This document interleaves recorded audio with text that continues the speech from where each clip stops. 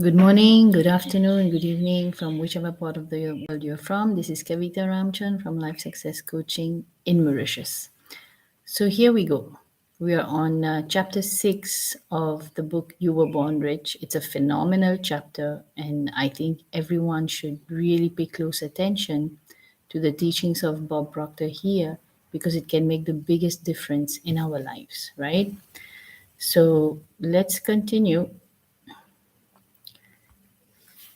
Okay, years before anyone would accept the idea of a man traveling to the moon and back, Dr. Von Braun was asked, what would it take to make a rocket to reach the moon? He replied simply, the will to do it.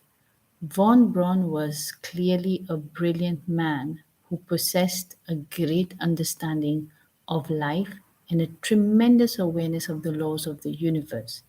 In fact, he is considered by many experts in the field to be the father of the space program. Like all great achievers, he had gained a profound insight into the spiritual laws of life. And one of those laws is the law of attraction. This is the law I would like to delve into now. I want to tell you something here. Science is actually today, they've reached a point where they're speaking the same language as spirituality. Because I have 4 years of studies of the Bhagavad Gita and Advaita Vedanta, but all scriptures actually boil down to the same thing. All right? They are all saying good things. They are saying it in different ways, but they all are saying good things. And science, what I like about science is because it's based on facts, it is actually proving today what spirituality has been saying all along. So here it's a scientist who's talking and who believes in the spiritual laws of life. And I would like to bring to everybody's attention today in the world, we don't need to fight. Religion has caused too many divisions amongst people. The more we fight with each other, countries are fighting against each other, people are fighting against each other. Now it's come down to the home, husband wife fighting. Do you realize the effect this has on children?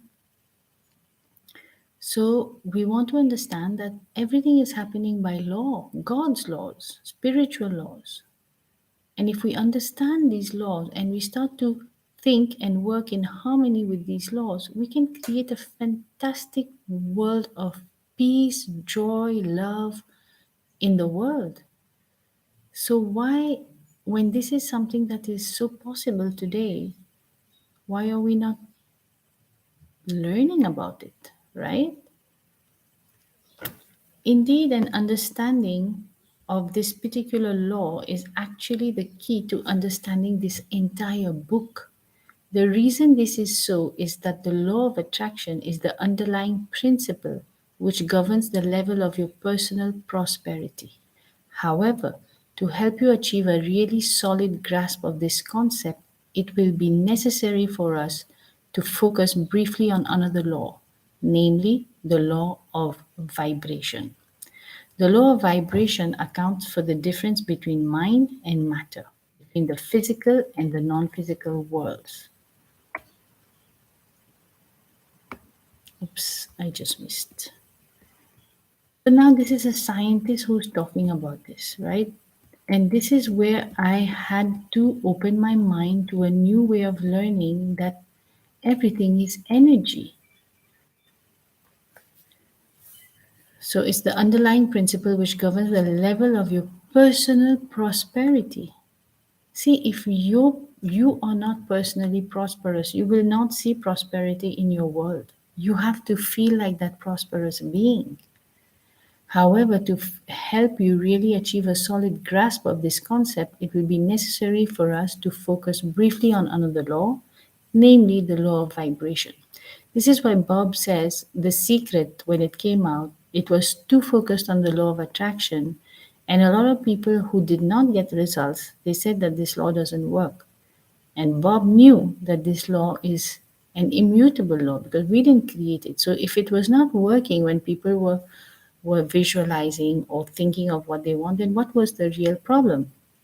So when he he kind of dived back into understanding this, he realized that it's because people were not aware, were giving more focus to the law of attraction and not the law of vibration, which is the key, the primary law to the law of attraction. The law of vibration accounts for the difference between mind and matter, between the physical and the non physical worlds. According to the law of vibration, we postulate that everything vibrates or moves. Nothing sits idle. Everything is in a constant state of motion, and therefore there's no such things as inertia or a state of rest.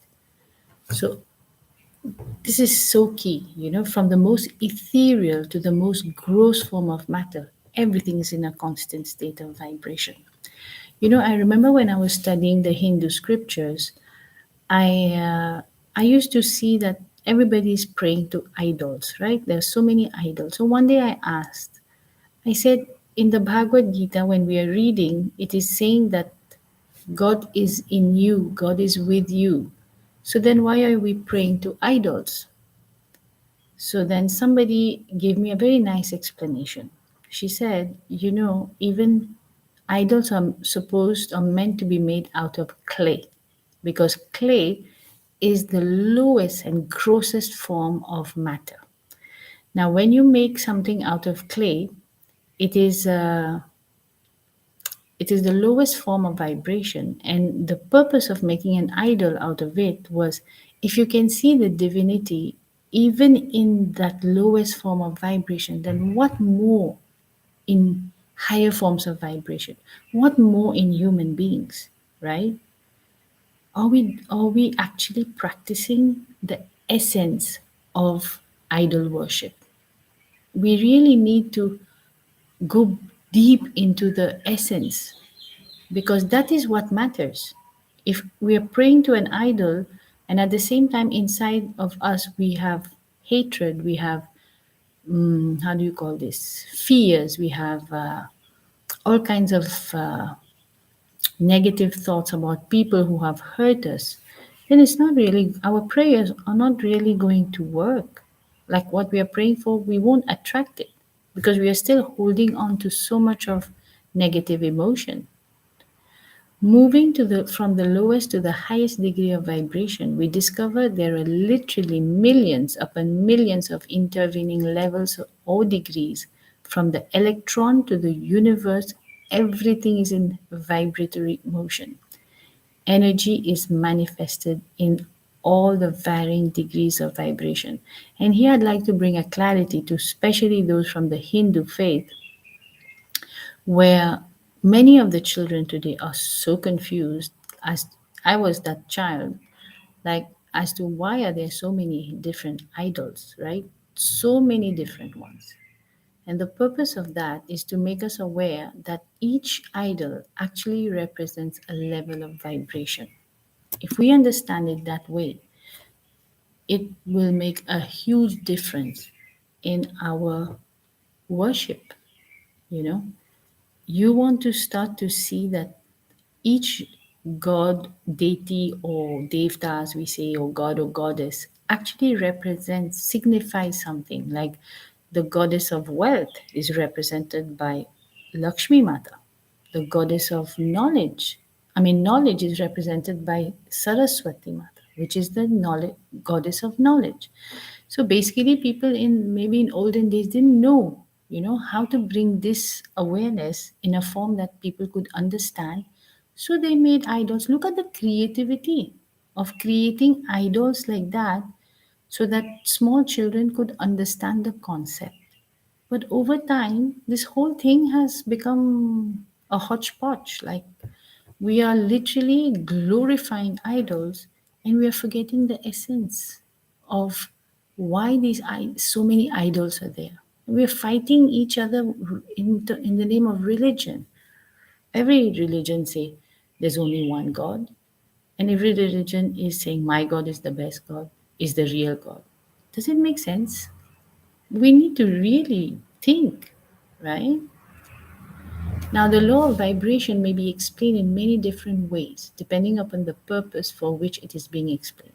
In this chapter, however, It is our intention to confine our inquiry to thoughts alone, so we may thereby improve our understanding of the law of attraction. See, all religions have said different things, but they've agreed on one thing. We become what we think about.